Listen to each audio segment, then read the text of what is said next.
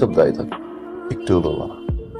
একটু হাসো না, একটু ধরবো কি দেখেন? তোমাকে কতক্ষণ দেখবেন আরো?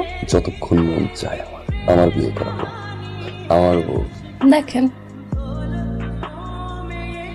সেদিন প্রতিদিন স্বপ্নে দেখি চোখ মেলে যারে দেখেছি।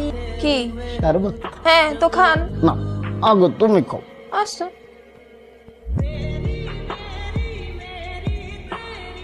এই তুই এটা পাগল ছেলে, এটা কি করলি? নাটক সিনেমা কখনো দেশ নায়ক নাকি এটা কি সুন্দর রোমান্স করে, এগুলো দেশ না? একবার তুমি খাও, একবার আমি। এক গ্লাস রোমান্স দিছি, গটগটায় খেয়ে ফেলাইছি। তুমি কেন অফিসে যাচ্ছ? তোমার ভাইয়াকে বলি সে যাক। ভাই একটু রেস্ট করুক না, আমার মিটিং আছে, যেতে হবে। ভাই যেতে হবে না? বাসায় আসা আগ পর্যন্ত কোনো সমস্যা না তো? হতে তো পারে, না গেলে হয় না? মিটিং আমার। না গেলে কি হয়? মৌ 7 নম্বর সেক্টরটা আপনি দেখছেন না?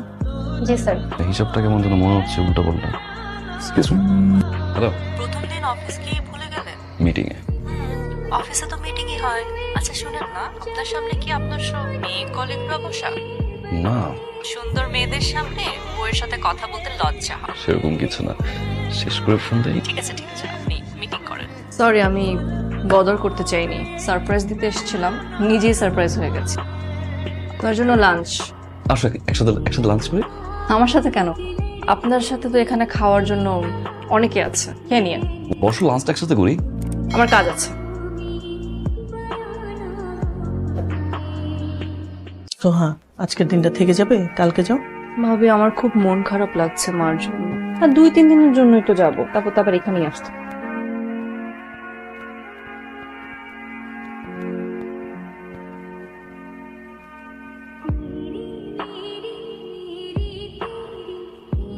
আচ্ছা আপু, শ্বশুর বাড়ির লোকজনগুলো কেমন হয়? তো আমি আসার পর থেকে তুই আমাকে জিজ্ঞেস করে যাচ্ছিস শ্বশুর বাড়ি কেমন, তোর কি বিয়ে করার শখ জাগছে?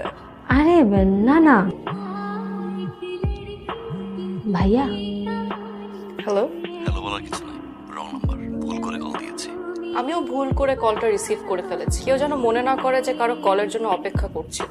অফিসে আছি, আমি বিজি। আমিও বাসায় কাজিনদের সাথে খুব ফুর্তি করছি। আমার না ফোন দেওয়াটাই ভুল হয়ে গেছে। ভুলে ফোন করেছেন, ভুল তো হবেই। এই আপু, তুমি মিথ্যা কথা বলবে কেন?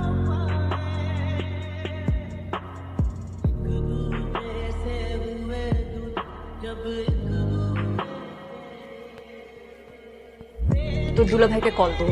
তুমি কল দাও। কল দিতে বললাম